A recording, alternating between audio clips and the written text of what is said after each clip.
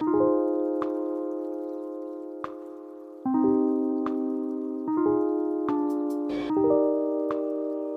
and welcome to the Indiewood podcast, a podcast about independent film and the many hats filmmakers wear in order to get those films made. Every month, I am joined by one such filmmaker where we talk about their approach to the creative process and how they thrive and flourish in the visual medium of film. This month, I am joined by my former UCLA professor, a wonderful writer, a wonderful director, and a producer out of necessity, I guess, right? Yeah. You do what you need to. Yeah. So please welcome back to the pod, George Huang.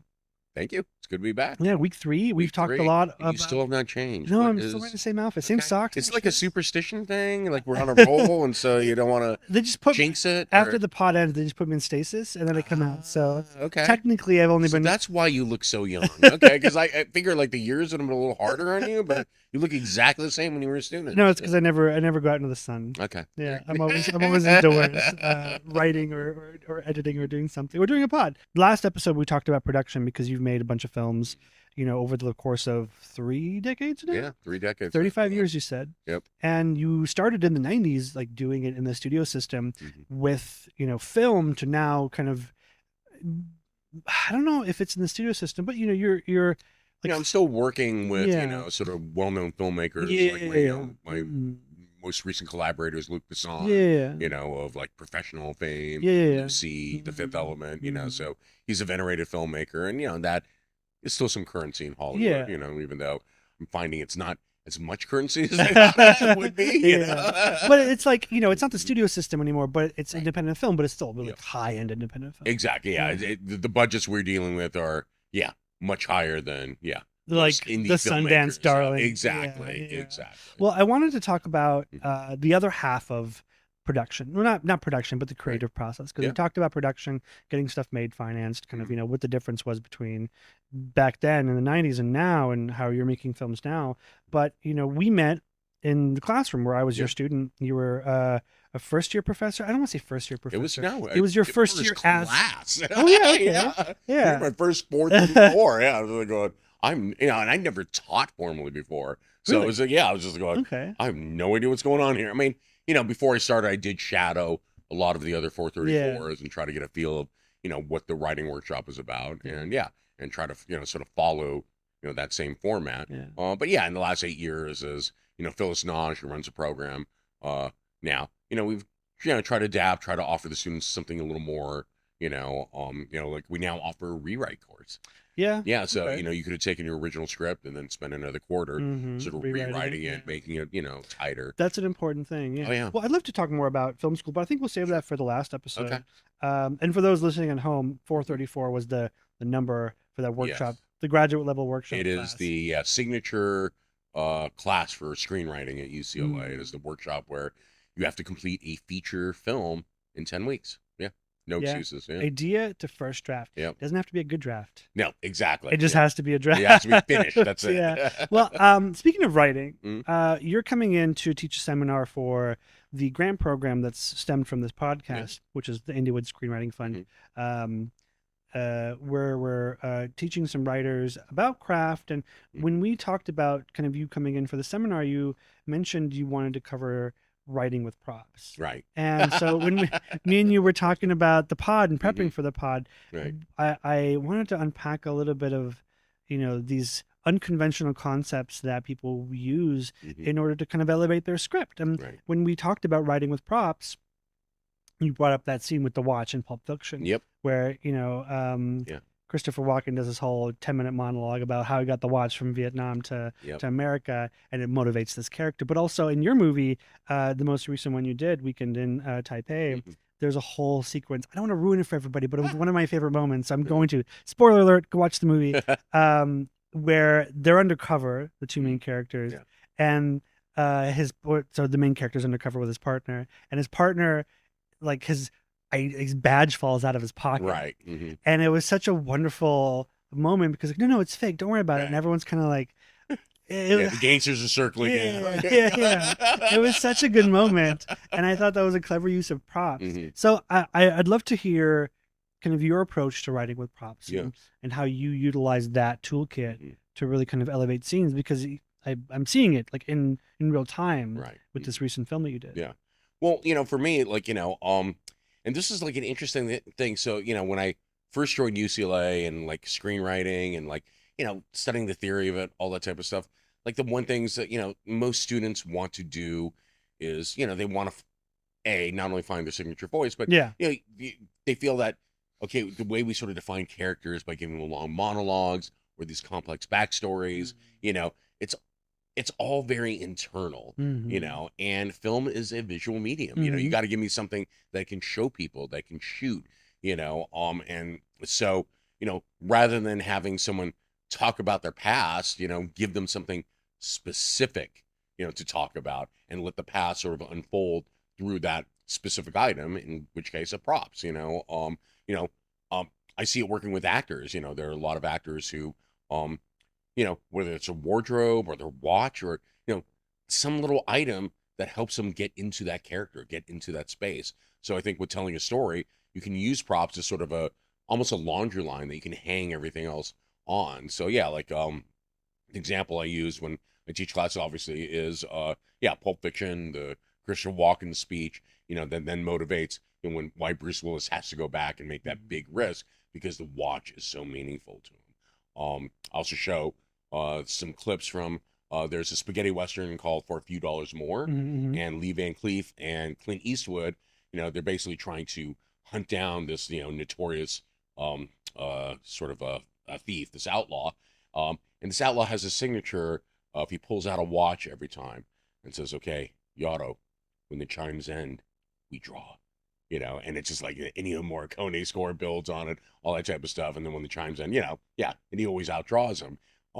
Well, there's a great reveal at the end. Spoiler alert. If you haven't seen the movie, yet, come on, it's 1969. If you haven't caught up to it by now, it's fair game. But Lee Van Cleef, Clint Eastwood, they're in sort of a penultimate fight with the outlaw, and the outlaw gets sort of the one up on Lee Van Cleef, and like, okay, he like pulls out the watch. It said, when the chimes end, we draw, and you hear the chimes and think, uh-oh, this is not going to go well for Lee Van Cleef. And then you hear the chimes again from off screen, and in comes Clint Eastwood holding a replica, a duplicate, a double of that watch with the same chimes. And you see Lee Van Cleef reach for his pocket, and the watch is missing. And then the entire backstory of the film is revealed through the watch.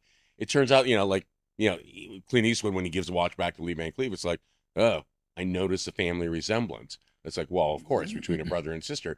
You realize Lee Van Cleef was not in it for the bounty. The outlaw had killed his sister, and he was out for revenge. And it's a great way to sort of unfold that without having given him, like, a ham-fisted monologue. Oh, well, he killed my sister, and so now we're going to hunt him down. Yeah. So, you can use these little things to help motivate, stories. Like, come on, One Little Ring motivated this whole 3-movie epic called Lord of the Rings. You know, everyone just wants to get a hold of the ring. So, finding a prop, finding something that, can either spark a story, be the catalyst of it. It can be an everyday item, or, just something to demonstrate, give the actors something to work with. Another scene I like to show is the Alec Baldwin speech from Glengarry Ross, where, like, it starts from, put that coffee down. Coffee is for closers only. Yeah. It's like, okay, that was really specific. Why would you just not call them losers? But, having something specific to latch onto. And then he goes on like, okay, there's going to be a contest. First prize is a Cadillac. You want to see second prize? Steak knives. Third prize, you're all fired. It's like, oh my God. So, it's like, But, again, it comes down to the watch. Like Ed Harris says, who the hell are you? He goes, you see this watch, pal? This watch costs more than you made all year. Little like items like that, not only visual, but it gives actors an entryway into explaining who they are, what's at stake, what's going on with the story. So rather than having someone just download you, okay, so Yaro, this motivational speech, real estate, I need you to perform better. Your number, you giving the actor some sort of business or something to grasp onto, something visual. It gives you sort of a momentum, something you can really latch onto as a viewer instead of just listening. One of another movie that I'm thinking about that really utilizes two props specifically is No Country for Old Men. Right. The briefcase. No, is it? No? Is it? Am I thinking of? No, I know. Cattle gun. I was thinking of There Will Be Blood, but no, Okay. No Country for Old Men is the one I'm thinking of. The cattle prod. Yeah. And then the quarter. Woo. It goes heads or tails. Right. And I was like, what do you mean? Like, heads or tails? Like, Yeah. and then the whole thing stemming from that like simple quarter with the both sides, you know, and there's stakes in that, and there's this sense of, you know, where his life is held together by luck, and then also the cattle prod gun is a great like murder weapon. Exactly. It's so unique and so different. It's something we've never really seen before in film, but to kill a person that way is like, what the? Exactly. It's just like it's actually scarier than a gun. We've seen guns hundreds of thousands of times in film, but a cattle prod never. And so so something that unique and very specific to that region, you know, is it really helps set the tone and the setting and helps you tell the story. Yeah. What other techniques are you seeing used, or are you teaching in class as well, to help writers like unconventionally support their story, or even find new opportunities for their story? So the one thing, you know, and I just started it this year because, you know, I saw a lot of students starting to sort of flounder with their ideas, and especially with structure, you know. So look, I mean, all the screenwriting books, they talk about 3-act structure. You know, there's almost like a formula to it. Like, okay, by page 10, you need to have your inciting incident. By page 30, you need to have your first act break. The midpoint is page 60. I never heard that term until I got to UCLA. It's like, what is the midpoint? Well, it's page 60. I get that. It's halfway through. That's what midpoint means. But what's supposed to happen in midpoint? What's a midpoint? It's like, okay, you're still not answering my question. It's very like, So these sort of like, you know, tenets of screenwriting, these rules, you know, it can be a little constricting. In fact, they're often very formulaic, and you can see students trying to write to that, you know. And I tell them, it's just like, look, your generation especially has seen more content than any other generation in the history of mankind. And so if you're going to spoon feed me something from the 90s, yes, that formula was like sort of fresh in the 90s, but we're now 30 years later and we've seen all of this. You've seen all of this. It is not going to be exciting or new to me when, you know, I'm going to know internally. It's like, okay, well, okay, we're 30 minutes in. Okay, so by, you know, 90 minutes in, there'll be the deep, you know, dark, you know, sort of like moment of crisis. The second act, right? So all that type of stuff isn't fresh. It isn't original, and it's certainly not engaging anymore. But try telling a sort of a fresh baby screenwriter, it's like, don't pay attention to the rules. Exactly. So what I've been asking students to do, and I think I heard this on another podcast, is from a lecturer at North Carolina. She uses something called scaffolding writing. And what she says is like, you know, look, I mean, one of the things we always ask of you when you come into workshop and you tell us your ideas, like, okay, what are some comps? What are some comparable sort of movies that, you know, you would put your movie alongside with? So now I make the students go and, you know, go just write the beat sheet of what those comps are and use that almost as a scaffolding around the building that then you'll then construct. But at least you have something sound that, you know, you can sort of build around, you know. And look, there are a lot of sort of naysayers of it's like, well, aren't you just like redoing Men in Black for the 5th time, you know, all that type of stuff. But, you know, there is sort of some sort of safety in that for them, especially just to get started, you know, just to give them some sort of sense of confidence that, okay, I know when I'll get to the end of this that the script will actually be finished. It'll be actually somewhat sound. And B, the idea that, okay, well, you know, do you want to be original? I mean, again, let's be honest. There's so much content out there. The idea of originality anymore is sort of like, what does that even mean? You know, like, well, I look at, you know, Quentin Tarantino's movies, and look, he'll be the first to tell you, it's like, I nicked that scene from this movie.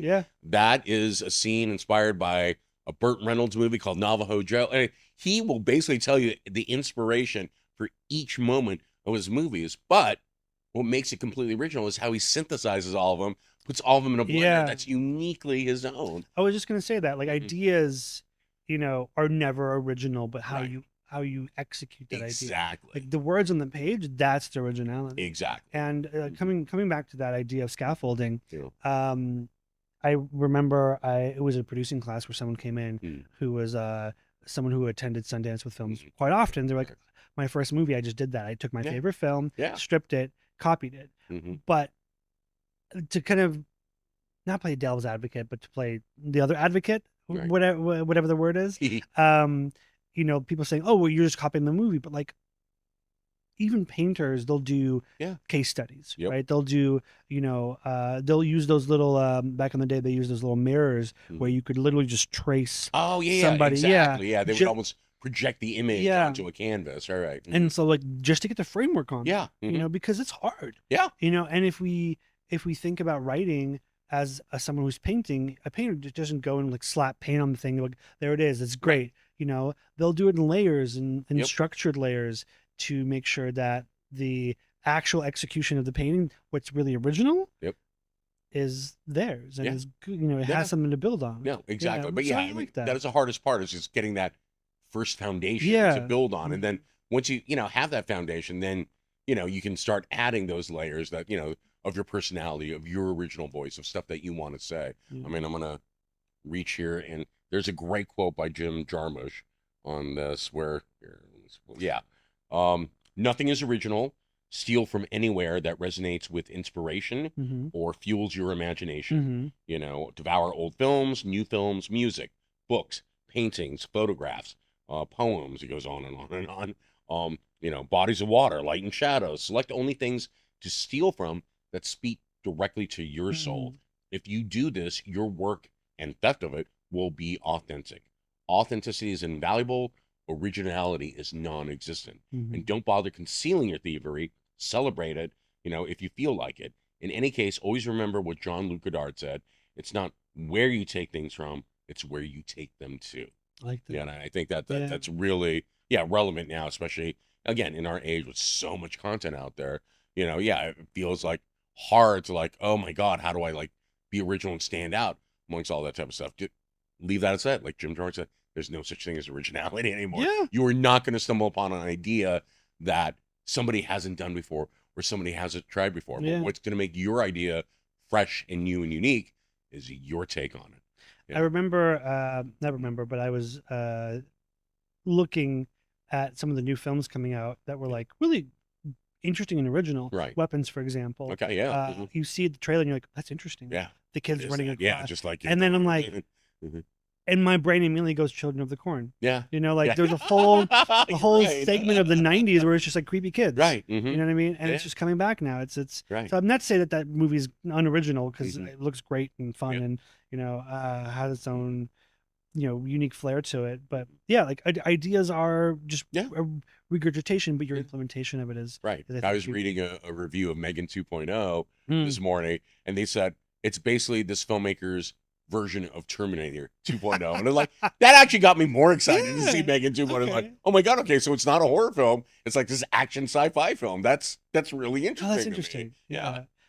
Speaking of structure, because I know people are like, oh, well, the structure, like, you made a good statement. Observation. Thank you. You made a good, you made a good observation that like this structure is from the 90s, and we've seen it so many times. Yeah. It's been like hit. Like repeat, rinse, repeat over and over again. When you used to have like story meetings, like especially at Disney, they had this whole like Bible, and you have to stick to this and this, and so it was a formula that studios wanted to latch onto. And I get it. Look, when you invest millions in a movie, you want to try to hedge your risk as much as possible. So you go back to, people really like Splash. What was the structure of that? The mermaid comes in like page 10 and page you start copying that sort of structure, but in copying it over and over, it's like a bad photocopy that gets, it starts to fade that's each time you do it. That's where we get the word derivative. Exactly. Yeah. Whereas you get like, movies like Parasite, the Bong Joon. Yeah. It's like, that's 2 acts. It's everything that happened before the basement and everything that happened after you discover the basement. It's like, it's so fresh. Well, I'm glad you mentioned acts, because we're so stuck on this 3-act structure. Right. And as I learned structure in grad school, I implemented it on my own, and it kind of threw things out as I was like, I don't need this. Like, this is just slowing me down. Like, I get it. I came to this point in my career or in my writing process where I'm now writing 4 acts. Right. Because I have my 1 act, right? Where like this we introduce everybody. Yep. There's this, we're going on an adventure, and then we shift into Act 2 where the adventure starts. Right. And then there's this point in the middle where everything changes, and the movie changes. Because it's less reactive and more active, more proactive. There we go. That's the word I'm looking for. And then we have everything that happens with the resolution. That's your fourth act. Right. So I'm writing 4-act movies now. Yeah. Yeah. That's great. I mean, yeah. Again, find what works for you. Find what works for your story. Yeah. Shakespeare used 5 acts. Yeah. I know I'm still kind of firmly embedded in the 3-act structure because that's what I grew up with, and that's what I know sort of like the back of my hand. And a lot of times I do have to be sort of moved off it, by like a Luc Besson or a filmmaker who says, "What are you doing? This feels like retread. What are you doing?" It's like, well, it's like, no, it does not need to happen there. It's like, okay, wouldn't it be more interesting if it's like, oh yeah, it would be. So yeah. So but that's also an interesting statement. Like, use the structure, use the scaffold. Yeah. Right. When you get to the end of the draft and start rewriting and reworking it, some of those components are going to go. They're going to go. Yeah, that scaffolding is not going to look the same. Exactly. Yeah, because like again, scaffolding is just for the first layer of it, and then once you've sort of got the spine in there and everything, then you can start pulling stuff out, adding stuff in, putting in a new window, taking out a skylight, whatever you want, that makes the movie entertaining and exciting for you. Yeah. I like that. So we're mostly talking about features and pilots. Is there, because I'm trying to think of like new media and short form content, because that's becoming a big thing. That's becoming the new sort of structure and scaffolding, these vertical formats, where it's the idea of 1 or 2 minute episodes, and you got to have a cliffhanger every 2 minutes. Like, what? Which is, I mean, like, that's how they wrote sitcoms in the 90s. Right. Every 2 lines is a joke. Like. 3 jokes a page. Yeah, exactly. So like that's something you could do for this, like vertical format. Right. Are you seeing any writers tackle that, or are you kind of giving anybody direction in tackling short form content? I haven't yet because it's not something I'm familiar with just yet. I've only really seen one vertical format, and it's a series that my second AD did on her own. And then. But there have been sort of even recent grads from our program who are working in that vertical format and doing really, really well with it. I remember, I believe it was Steven Soderbergh who did like a show, and half of it was on TV, and there's like another version of it. Yep. That Mosaic. There we go. Yeah, that was it. And that was for phones. Yep. And I remember watching, and I was like, this is 19 minutes. Right. Like, on my phone. I'm never going to watch this. Right. Like, I got to go do something. But now recently I saw this show on Instagram. Okay. It was just all reels, but it was 2 to 5 minute segments. Yeah. And it's just bop, bop, bop, bop, bop, like quick, short scenes. And I don't remember if I saw the whole thing. But it was organized into these like little mini like ecosystems within each reel, and then everything was connected to like one big like half-hour pilot. Right. So you could cut it into a half-hour pilot. But what I liked about it was all vertical. I don't have to. Yeah. So these vertical formats are hugely popular in Japan, Korea, and Asia. You have housewives who are like doing their vacuuming and holding the phone like that in vertical format. For me, it's like, look, I know I still have to get used to it, but for me, when I watch these vertical format, it kind of hurts my eyes because you can't do conventional framing, and I think this is where the fault of some of these vertical formats are. They're trying to do conventional framing and vertical, so like they're trying to do 2 shots, but a 2 shot like us on a couch you can do with horizontal. On a vertical you can't. But if what they're doing is like, so they'll move me either really close to you, so it looks like our faces are touching, which looks weird, or I stand behind you and talk to you over your shoulder, so they're all stacked up like that's like a Beatles album. It's like you're going, what's going on here? Yeah, so it looks so unnatural to me. But if somebody can crack, sort of the vocabulary of what the vertical format is, and rather than trying to, I think we're trying to hold on to old conventional cinematic formats and cramming it into a vertical rather than, what? Invent a different style for vertical. I forget where I talked about this. Maybe it was on the pod, but we talked about framing. Yes, I heard that. You said on the pod? you wanted to do something that was told solely through doorways. And I thought that is fucking brilliant. Right? That is exactly what the format. That is exactly what the format. The doorway is a natural vertical format, and if you tell everything through that window, through that sort of framework, that justifies what the vertical format is. I forget his name, but he's a comedian on like social media and YouTube, Okay. and he has this whole sketch that's like a traditional framed short film, Yeah. and he has a whole monologue about like this muffin being moist. Mm. And it's hilarious because he goes on this whole like spiel that's like a little Interstellar, a little Arrival, and like Right. a little The Fountain, but it's like pure comedy, and he's great. But he does these little shorts where he talks to himself, Okay.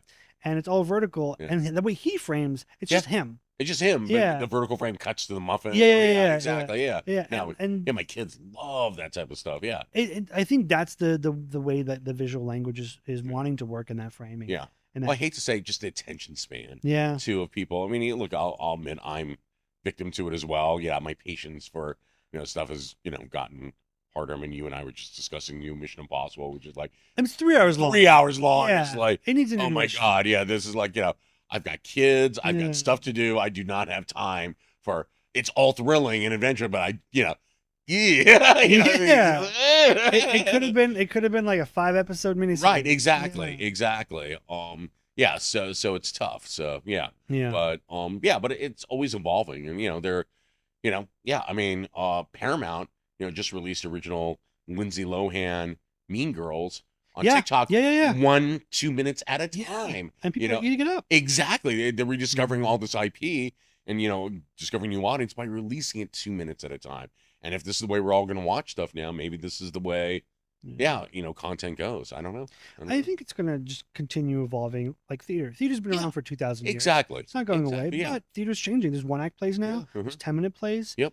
Previous guest Julia Steyer, Rhymes with Fire. Yeah. From last or I'm sorry, no, she's coming up. I'm sorry. Okay. So future guest. Away. Spoiler alert. Future guest Julia Steyer did 10-minute plays. Wow. And did a lot of them, and they were great. And she's now has a lot of her stuff, being performed all over the country. That's great. It's theater. Yeah. It's based on a 2,000-year-old, but the idea of just storytelling. Exactly. It's something that's embedded in our DNA. Mm-hmm. It's something that separates us from the rest of the animal kingdom. It's not opposing thumbs or communication or language. Mm-hmm. Animals have that, but no animal has a need to tell each other stories. We feel this compulsion to tell each other stories. Yeah. And, whether it's in a 2-hour or 3-hour movie, if you're or a 60-minute pilot or a 30-minute sitcom, or now these 2-minute episodes or 30-second TikTok videos. Yeah. If you have a story to tell, people want to hear it. Yeah. So that does give me hope, for sort of, because, all our graduates coming out of film, we're all terrified. It's like, how are we going to continue to do this? How can we possibly make a living doing this? And, just trying to reassure them, if you can tell a good story, there will be a place for you somewhere. Everyone's going to need storytelling. It may not be in features, but it will be somewhere. Yeah. No, I like that. I think storytelling is important because it's such a core part of so many different aspects of like the what do you call it, the job market, let's just say. Of everything. Any industry, there are going to be aspects of storytelling. Right. And maybe... Scott Galloway, not that I listen to any other podcast but yours, but he has a very successful podcast. Mm-hmm. He's a business professor at NYU. Mm-hmm. He actually used to be a UCLA alum as well. He just actually donated $12 million to UCLA. But he's a financial wizard, and on a Q&A, a parent asked him once, it's like, okay, there's a lot of stuff I discovered about finances and business that I wish I knew when I was younger. What should I be teaching my kids as they grow up? And he told them the one skill, the one important, vital skill you need to teach them is storytelling. Whether you want to get a job, whether you want to get, laid. You need to have a story. Yeah. You need to have a good rap. And I know it sometimes sounds like self-justification for me because I'm still trying to get my parents' approval, in what I do for a living. But storytelling is an extremely important skill. It is. Yeah. I couldn't agree more. And I want to talk a little bit more about crafting that skill of storytelling, because we wanted to chat about film school, you specifically from the professor side, me from the student side, but we'll save that for the 4th and final episode. All right. We'll see everyone next week. Thank you for listening. And George, thank you for coming on the pod. All right. Thanks for having me. Thank you for listening to the Indiewood podcast. You can find us anywhere you find your podcasts or on YouTube on the Cinematography for Actors YouTube channel. See you next week. From the CFA Network, Cinematography for Actors is bridging the gap through education and community building. Find out about us and listen to our other podcast at cinematographyforactors.com. Cinematography for Actors Institute is a 501c3 nonprofit. For more information on fiscal sponsorship, donations, because we're tax exempt now, so it's a tax write-off, and upcoming education, you can email us at contact@cinematographyforactors.com. Thanks.